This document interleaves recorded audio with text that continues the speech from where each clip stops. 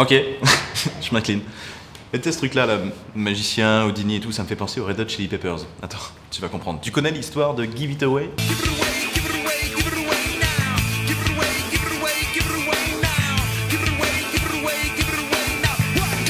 On est en 91 et c'est sur l'album Blood Sugar Sex Magik. Give It Away, c'est l'un des 5 singles du 5e album d'un groupe de 4 membres. D'ailleurs, cet album tranche avec le précédent. Là, il y a du funk, il y a du rock alternatif, il y a du heavy metal.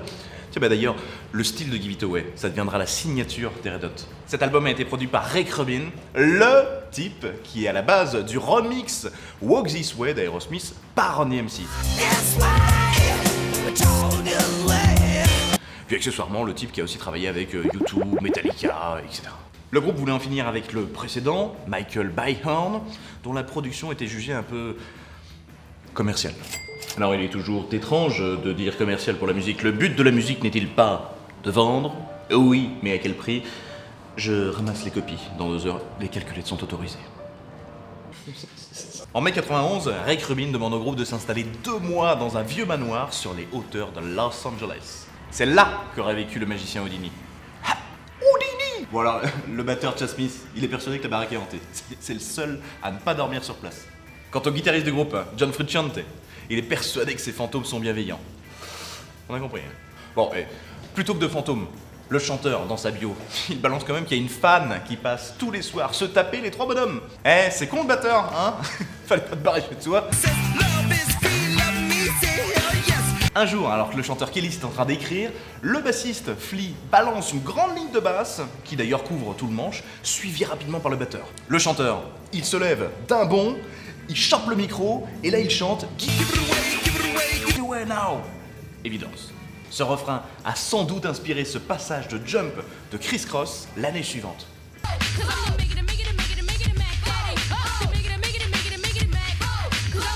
Pourquoi Give It Away? Ça vient d'une discussion entre le chanteur et son ex-petite amie, Nina Hagen. C'est simple, elle était en train de lui donner son meilleur manteau, sur lequel lorgnait le chanteur, et elle lui a dit que si tout le monde donnait dans la vie, le monde serait meilleur.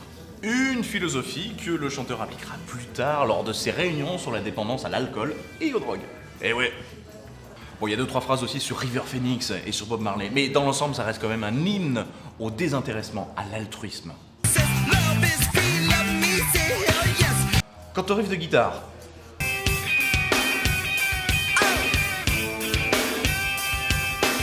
il date de l'année précédente. À l'époque, le guitariste Frusciante et le bassiste Flea travaillaient ensemble au sein de leur projet parallèle 8 avec des membres de Fishbone.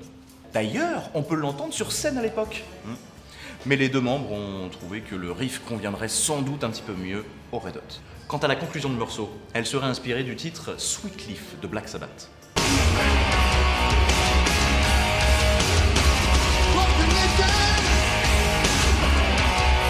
Alors il a fallu que KROQ, qu'elle la diffuse donc, et que ça fasse effet domino. L'album a été aussi l'occasion d'abandonner leur style de jeu excentrique, le producteur en ayant profité pour supprimer les réverbérations et les couches d'instruments. Alors pour info, il y a une guimbarde en plus, il y a un orgue, et puis avec l'enregistrement un peu vintage, ça donne un son très, très sombre, très ample, très 60s. Ah oui, l'album des Red Hot, il est sorti quand même le même jour que Nevermind de Nirvana. Ouais. Enfin, Nirvana qui faisait d'ailleurs les premières parties des Red Hot, avec Pearl Jam, avec Smashing Pumpkins, bref, le groupe est au top. Quant au clip, réalisé par un ancien reporter de guerre français, il est plutôt étrange. Alors tu vois quoi? Tu vois les musiciens en noir et blanc, avec la peau argentée, en train de faire de l'impro et danser dans le désert. Ça n'a pas du tout plu au chanteur, en tout cas au début.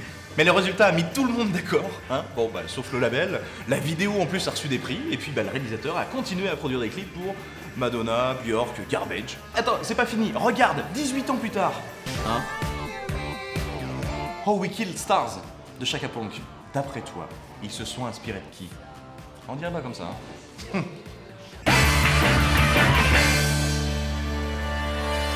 Ah oui, juste une chose. À la fin de la tournée, le guitariste s'est barré du groupe. Oui, et puis en plus, il a sombré dans la drogue. Mais il n'était pas du tout habitué à ce nouveau statut de rockstar. Bon, vous me rappelez pourquoi ils avaient viré l'ancien producteur? On avait dit... pas commercial. Abonne-toi, abonne-toi, abonne-toi, abonne-toi, abonne-toi, abonne-toi, abonne-toi, abonne-toi, abonne-toi. Est-ce que tu sais pourquoi personne n'écoute les textes du chanteur des Red Hot? Eh bien, c'est parce qu'on ne comprend pas ce qu'ils disent.